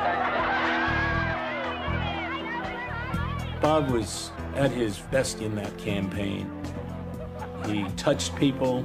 He was speaking very directly to them. It was very heart to heart. He said he was doing it to save the soul of the country, and I believed him. We can return government to the people. We can change this nation around. We can make a new effort for peace in Vietnam. We can improve the life and the quality of America here in the United States. I ask for your help. Am I going to receive your help? When he first goes out on the stump, people go crazy. There's so much pent-up anger and frustration, and it's explosive when Bobby goes out there. He goes to the Midwest, you would think a bastion of conservatism, and he appears in the University of Kansas and Kansas State in these big field houses, and it's like the roof is blown off.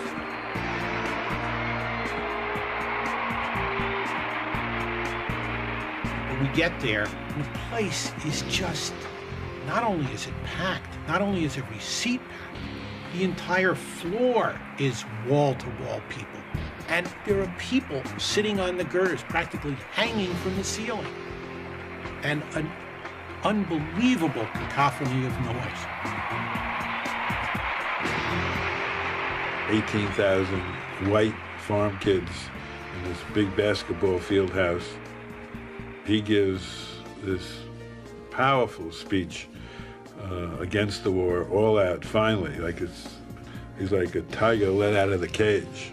Our country is in danger, not just from foreign enemies, but above all from our own misguided policies. This war must be ended, and in my judgment, it can be ended. And it does not involve giving up, but it does involve not continuing to follow the bankrupt policy that we're following at the present time. The stronger he gets, the louder the cheers. And I remember a photographer from Look magazine.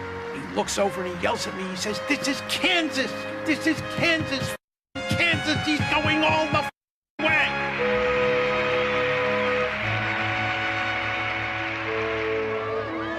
In spite of his wild popularity, Bobby knew he was fighting an uphill battle.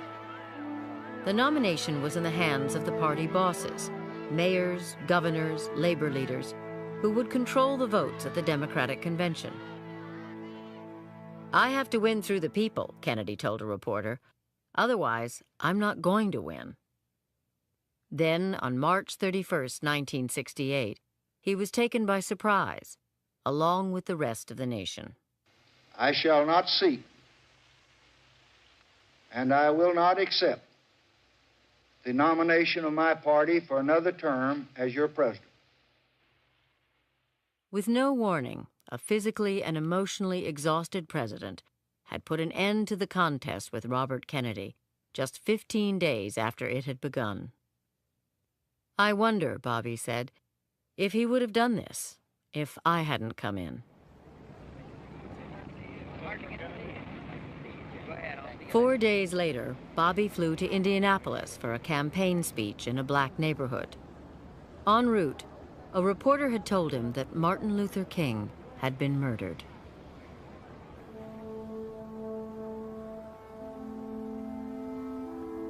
We were trying to pull together people for a mass rally for Bobby Kennedy. But there was some people saying that evening that maybe he shouldn't come because maybe that would be violence.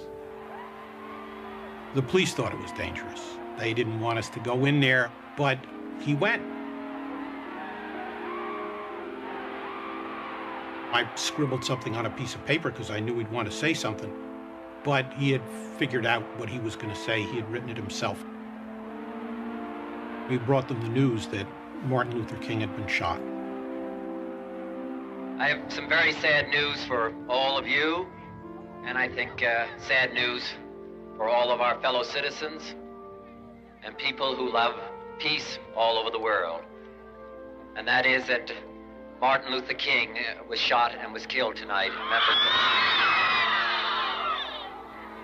Most of the people hadn't even heard that Dr. King had been shot, and we were stunned, and we all cried. But that evening, Robert Kennedy spoke from his soul. For those of you who are black and are tempted to be filled with hatred and mistrust of the injustice of such an act against all white people, I would only say that I can also feel in my own heart the same kind of feeling. I had a member of my family killed, but he was killed by a white man. But we have to make an effort in the United States. We have to make an effort to understand, to go beyond these rather difficult times. The words, they just ring, they'll just chill your body. And he did it not in a loud, but almost in a prayerful manner. My favorite poet was Aeschylus. He once wrote,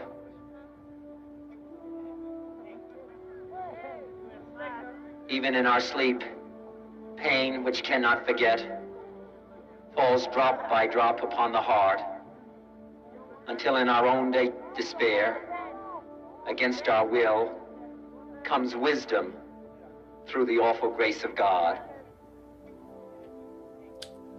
In our sleep, pain that cannot forget falls drop by drop upon the heart, until in our despair against our will comes wisdom through the awful grace of God. There were riots in more than 100 cities across America after King's death. But that night, there was calm in Indianapolis.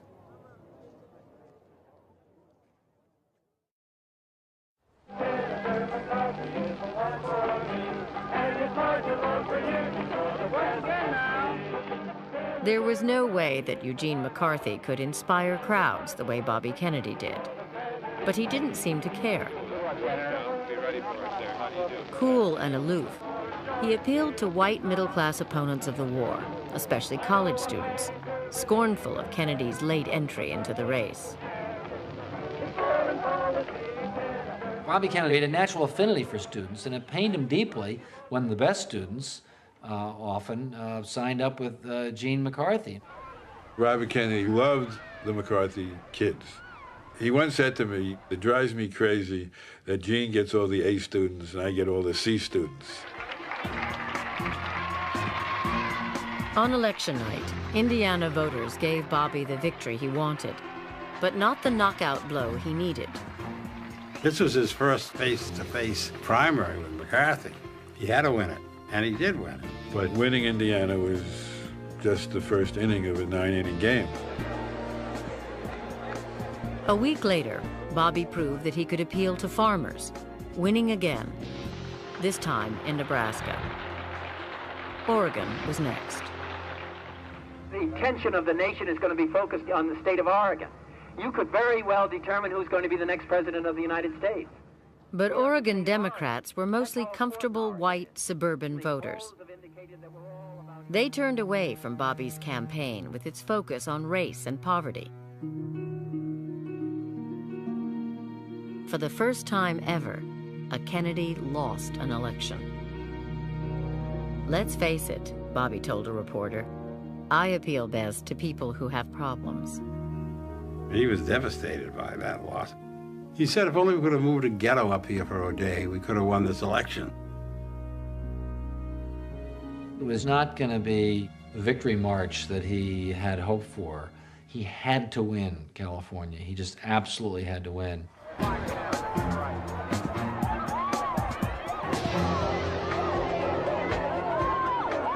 California was pure mayhem.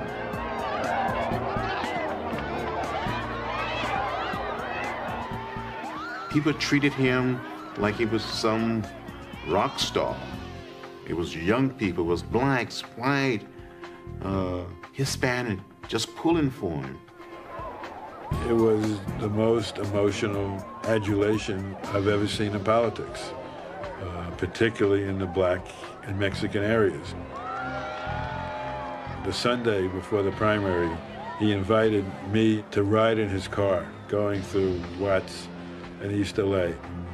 He said to me, "I want you to see what I see."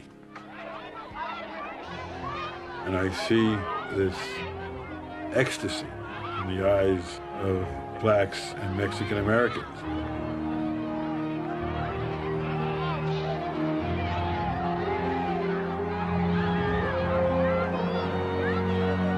If we make the effort, if we have that love and friendship and understanding for our fellow citizens, we will have a new America. And you here in Watts, you here in Los Angeles and California, you will have made it possible, and I will work with all of you. Give me your help. Give me your help. Not since Abraham Lincoln had a white politician been so embraced by people of color. "These are my people," he told an aide. "These are my people."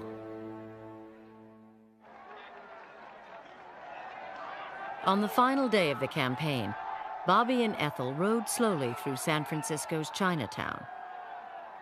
As usual, there were no armed bodyguards or Secret Service agents. "You've just got to give yourself to the people and to trust them," Bobby said. "And from then on, either luck is with you or it isn't."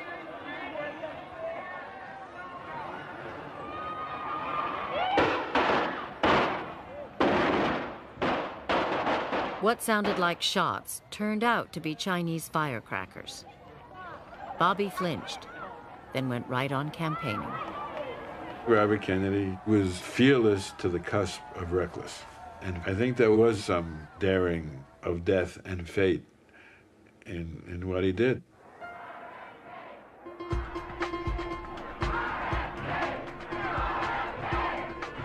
On election night, there was only good news. Bobby got the victory he needed, with blacks and Hispanics voting for him in overwhelming numbers. The 1,500 volunteers jamming the ballroom at the Ambassador Hotel in Los Angeles were ecstatic as they waited for Bobby to appear. It's a lot of people there. There are a lot of people. And everybody, really having a wonderful time and getting ready for a terrific party that was going to take place later. This was really his win. Hadn't been done by staff, hadn't been done by all these people around him. He did it. He had liberated himself from leaning on his brother's myth. He had found that inner voice. "I feel now for the first time," Bobby told an aide, "that I've shaken off the shadow of my brother."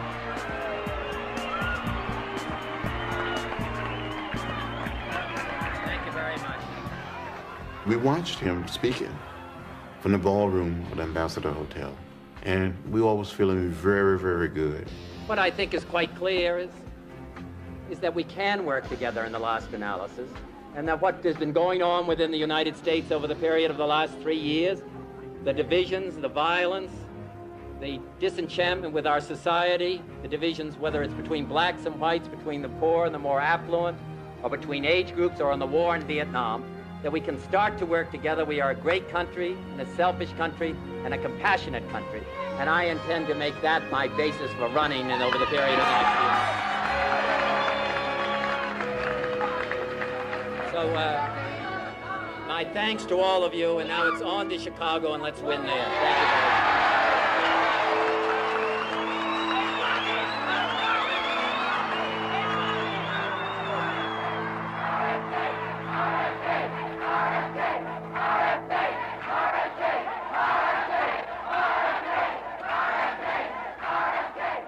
I left the suite on the 5th floor during RFK's acceptance speech and got into the ballroom just as he was leaving the podium. And he goes into the kitchen area, and then I hear this moan, this cry, this screams.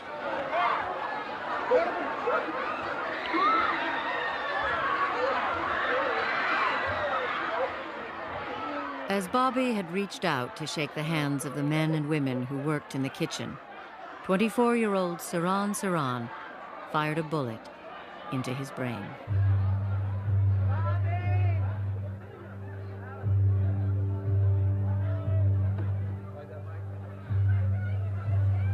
All delirium broke loose, and I realized that he had been shot. And then people just went nuts. I saw people punch the walls, lie on the ground, and weep. John Lewis and I just hugged each other and sobbed.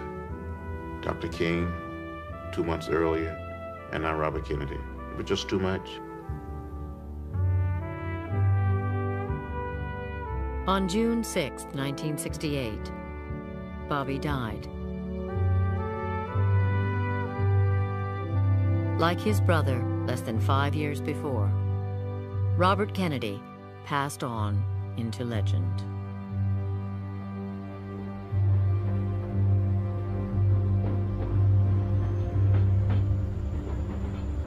Two days after Bobby's death, his body was carried to Washington's Arlington Cemetery, accompanied by family and friends. It was like an Irish wake. Everybody was in pain. Everybody was numb, in shock. Just one long cortege of grief, hour after hour after hour.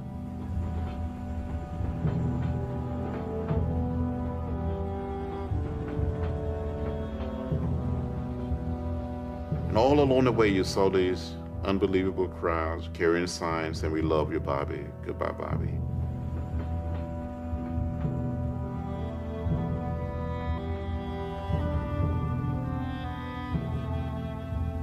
You saw white faces and black faces and Latino and all the diversity of America. It was all there on the side of the tracks as the train went back to Washington.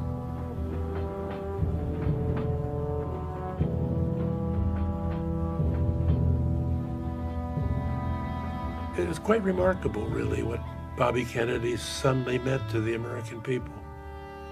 And I say suddenly because it had happened in just a couple of years, really.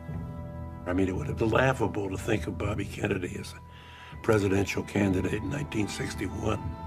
And it certainly wasn't laughable in 1968.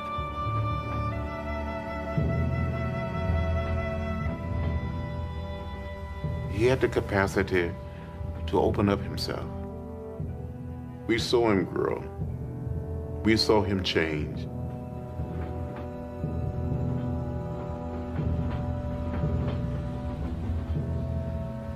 He was 42 when he was killed. We'll never know, would he really have gotten us out of Vietnam? Would he have really dealt with poverty and racism? But he was cheated out of his chance to test his ideas and his values. It seems to me that what we're doing when we mourn Robert Kennedy is mourning our own lost possibilities.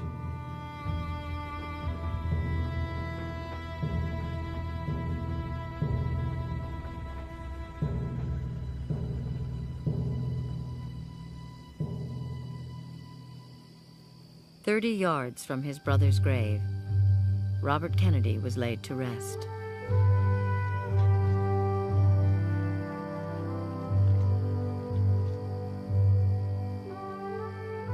Carved on the marble gravestone are the words from Aeschylus that he could recite from memory.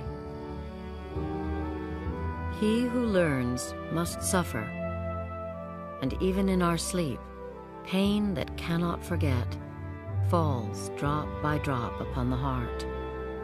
And in our own despair, against our will, comes wisdom to us by the awful grace of God.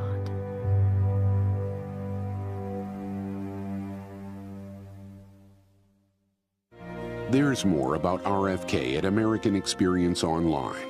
Explore 1968 in a timeline with video clips. Find out more about Kennedy's enemies. And historians explore what might have been. All this and more at PBS Online, pbs.org.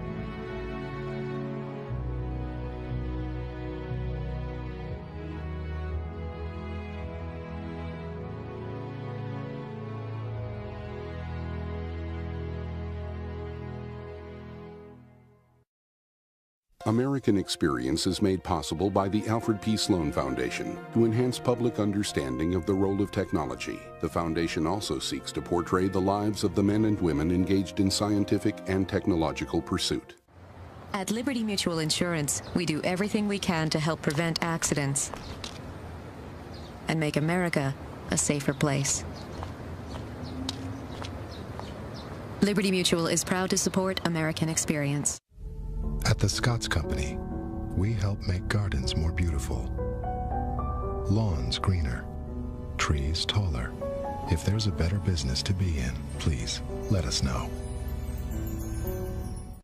American Experience is also made possible by the Corporation for Public Broadcasting and contributions to your PBS station from viewers like you. Thank you. And now, it is my privilege and honor to introduce Robert Kennedy.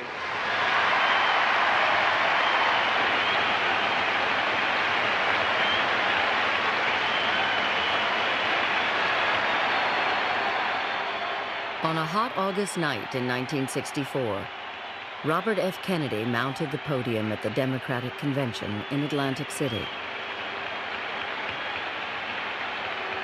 It was first a rumble and then a roar, and pretty soon it just consumed the whole place, and they would not stop. They simply would not stop. I don't know, 15, 16, 17, 18 minutes, I don't remember how long it was. I only remember that I couldn't stop crying. It didn't surprise me that they would not let him speak, not let him, not let go of him. He was the representation of what they had lost. And if the delegates had a sense of loss, imagine what his feelings were. Every day, every hour, every minute, he felt the loss of his brother. 10 months before, President John Kennedy had been assassinated in Dallas. Bobby had given his life to his brother as confidant, protector, lightning rod. Now his brother was gone, and he was left to carry on alone. He was not really built for the spotlight. He was built for the wings. He had to fight against a basic shyness, a basic nervousness in public. Many times I would stand behind the stage and I would see his leg shaking during a speech or his hand shaking. He wasn't unnatural. But that all had to change when his brother was assassinated. And I think change is the motif of his whole life and career. He really becomes something much larger than what he was when he began. He becomes stronger through suffering. The pandemonium went on for 22 long minutes. As the crowd grew quiet, he bared his grief, enshrining his brother in words from Romeo and Juliet. When I think of President Kennedy, I think of what Shakespeare said in Romeo and Juliet, when he shall die, take him and cut him out in little stars. 6 months, then moved on, still grimly determined to root out evil in America. I decline to answer this question on the grounds that the answer may tend to incriminate. I decline the answer on the ground. The answer I'll be incriminating myself. Somebody that's been as successful as you can remember how to say, I decline to answer questions, so don't put that act on. I want to make sure. Yeah. As chief legal counsel for what became known as the Senate Rackets Committee, Bobby began probing into labor unions and mobsters, grilling some of the toughest gangsters in America. But no one rankled him more than Jimmy Hoffa. Hoffa was president of the Brotherhood of Teamsters, the country's largest, richest, and one of its most corrupt unions. Bobby said he detected in Hoffa absolute evilness. Did you say anything to the effect that the jury treated you very well, and that you thought that you could do very well before a jury? Now, you know, that's pretty ridiculous. Did you say anything like that? I did not. And I appeal to the chair that be taken out of the record. Bobby turned his investigation of Hoffa into a holy cause, holding hearings month after month and calling more than 1,500 witnesses. Punishing Hoffa became a crusade. You've got people in Detroit, at least 15 who have police records. You've got Joey Glimko in Chicago. I say you're not tough enough to get rid of these people then. But Hoffa was contemptuous. He denied any wrongdoing, taunting the crusading young investigator. Did you say, that SOB, I'll break his back? Who? You. Say to who? To anyone. Figure of speech, I don't even know who I was talking about, and I don't know what you're talking about. Well, Mr. Hoffa, all I'm trying to find out, I'll tell you what I'm talking about. I'm trying to find out whose back you were going to break. Figure of speech. Figure of speech. I used to love, Hoffa said, to bug the little bastard. Bobby could never bring Hoffa down, but his zealous efforts won him the attention of the nation's press, much to the delight of his brother Jack, who was a member of the Senate Rackets Committee, too. Two boyish young men from Boston, wrote a reporter in Look magazine, have become hot tourist attractions in Washington.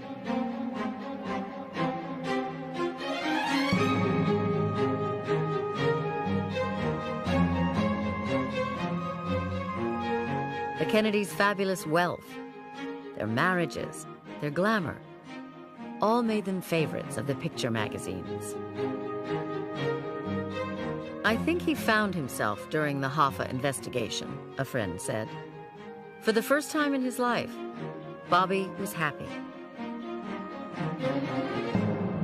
But in September 1959, Bobby Young, only 18, still struggling to determine his own destiny. In 1948, he graduated from Harvard, went on to law school, and then became the first of the Kennedy boys to settle down. 24 years old, he married Ethel Skakel, wealthy, outgoing, athletic, so devout she had almost become a nun.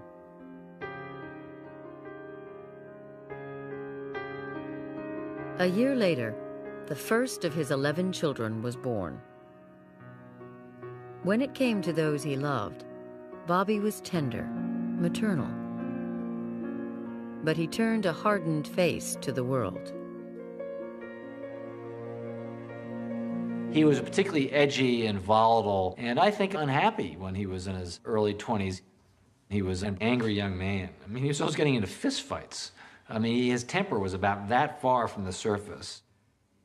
In 1952, when he managed his brother's victorious run for the Senate, Robert Kennedy gained a reputation as ruthless, a rude, arrogant, impatient kid. But he shrugged off complaints. "I don't care if anyone around here likes me," Bobby said, "as long as they like Jack." Now, with Jack in the Senate, Bobby would darken his reputation further when his father got him a job with a family friend, one of the most controversial men in America, Wisconsin Senator Joseph McCarthy. Any man who has been given the honor of being promoted to general and who says, "I will protect another general who protects communists," is not fit to wear that uniform, General. In 1953, Bobby enlisted in McCarthy's crusade against what both men saw as the evil of communism in America. Robert Kennedy in the 1950s was very much his father's son. His father was fiercely anti-communist. Joe Kennedy saw Joe McCarthy as doing the Lord's work. History thinks of Joe McCarthy as this virulent red baiter, but Bobby Kennedy was a black and white moralist at this stage of his life. And the communists were the bad guys, and anybody who was against the communists was therefore a good guy. And so he liked the kind of black and white morality that Joe McCarthy was selling. What was striking about Bobby was not that he worked for Joe McCarthy so much, but rather that he admired Joe McCarthy and became very close to Joe McCarthy. So when McCarthy was conducting his investigations into suspected communists, Bobby enthusiastically joined in this role. Bobby worked for McCarthy for someday.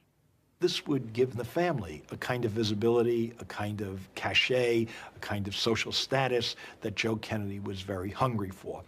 And the children imbibed this ambition. While Joe's attention was lavished on his two oldest boys, Bobby quietly took his place among the younger children, the girls. He was small, awkward, shy.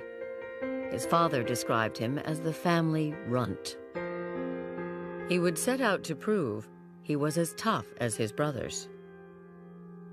When he was only 4, he dove off the family sailboat in a desperate attempt to prove he could swim ashore. As he was going under, Joe Jr. had to haul him out.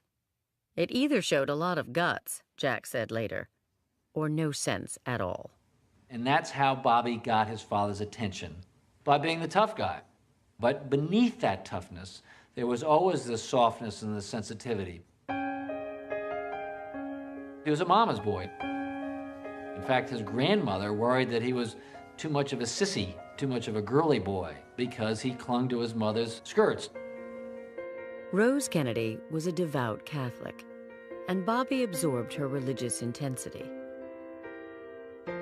He made his first communion when he was 7, and went on to become an altar boy and attend a school run by Benedictine monks. Bobby Kennedy grew up with a strong sense of right and wrong, good and evil. Like his brothers, he was toughened by the rigorous demands of his father, but he disguised as well a gentler nature. Bobby, a friend said, was truly in touch with his emotions. He was saved by being overlooked.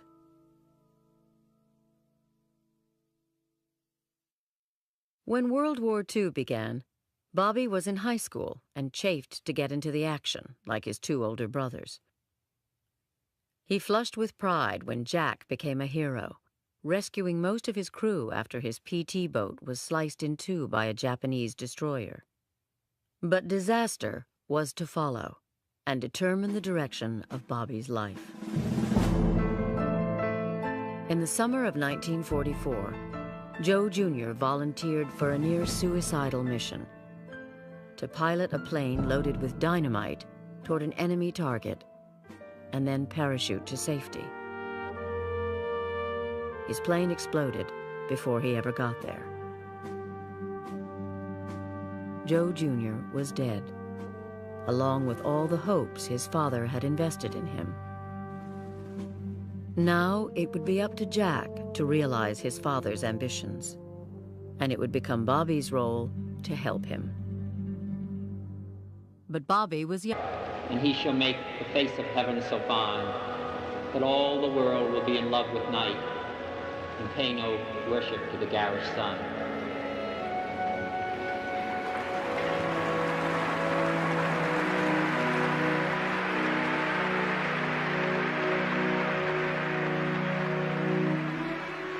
When he was finished speaking, he left the hall, sat on a fire escape, and wept.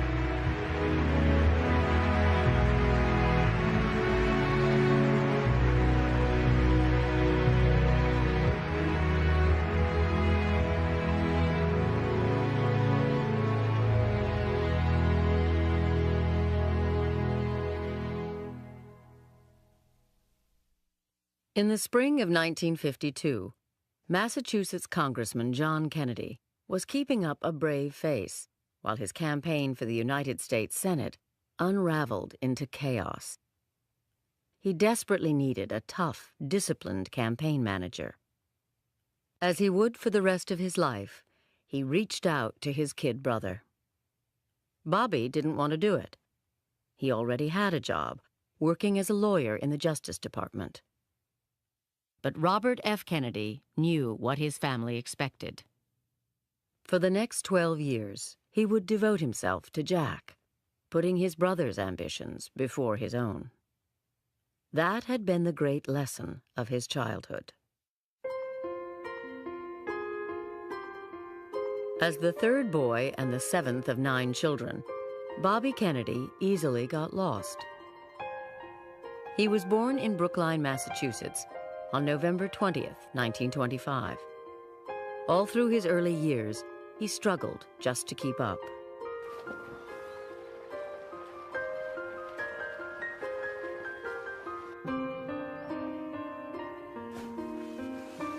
Everything was a competition, within the family and without.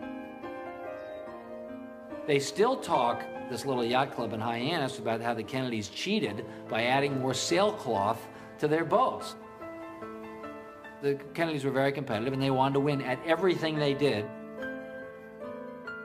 "We don't want any losers around here," Joseph Kennedy told all his children. "In this family, we want winners. Don't come in second or third. That doesn't count. Win." Bobby's father was the towering figure in his childhood. Joseph P. Kennedy had made millions with shrewd investments in the stock market, the movies, and some say, by bootlegging liquor. But he wanted more out of life than money. He wanted his 2 oldest sons, Joe Jr. and Jack, to win elected office. And even more, he wanted Joe Jr. to become president.